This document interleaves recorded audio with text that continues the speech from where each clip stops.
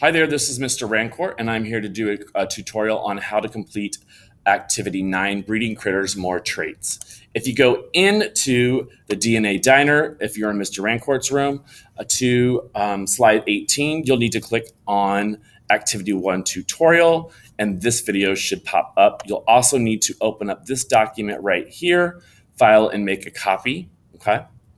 And if you follow along with me real quick, I will do part 1 with you. Notice part 1 says that you need to read the introduction and guiding question to Activity 9 in your student book. In order to do that, you'll need to open up the Lab Aids manual and you'll need to read page 60 and page 61. If you choose not to do that, this lab is going to be very, very difficult. So I'd highly encourage you right now to pause this video and to read pages 60 and 61. Go. Step 2 says that Sky has the dominant tail color and whose traits seem to be dominant for the other characteristics. And you're going to use this data table right here to answer that question. You'll notice right here that all the characteristics for the critters are listed here. Sky and Poppy's traits are listed in the middle. And the dominant characteristic is for their offspring, 100 offspring, is listed on the right. So you'll notice that Sky had 2 body segments, Poppy had 3 body segments, and the dominant body segment came out as 3 body segments. The dominant leg color is blue. The dominant number of eyes is 2.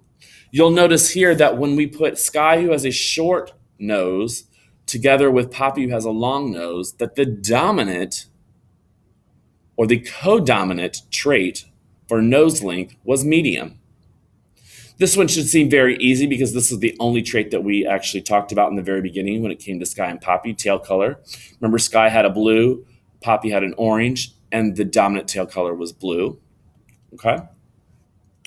Things start to get a little interesting here when we get to tail style because Sky had a straight tail, Poppy had a curly tail, but for some reason, their 100 offspring, 48 of them came out with curly and 52 about straight. So about half and half came out curly or straight.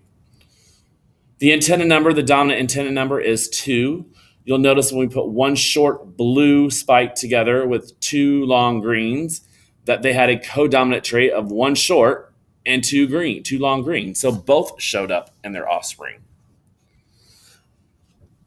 Collie behavior is something slightly different because it's talking about a behavioral trait, okay, not a physical trait.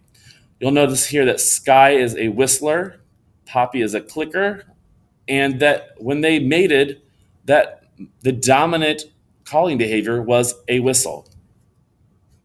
Last one, as far as sex. We know, if you remember back from the reading, that Sky was a male, Poppy was a female. But for some reason, there's no dominant sex that came out of this experiment. It was pretty much about half and half, slightly more females than males. So at this time, you'll need to go back into part 1, question 2, and you'll need to give me the dominant traits listed in this column right here. Please make sure that you do that or you will have points taken off for your lab.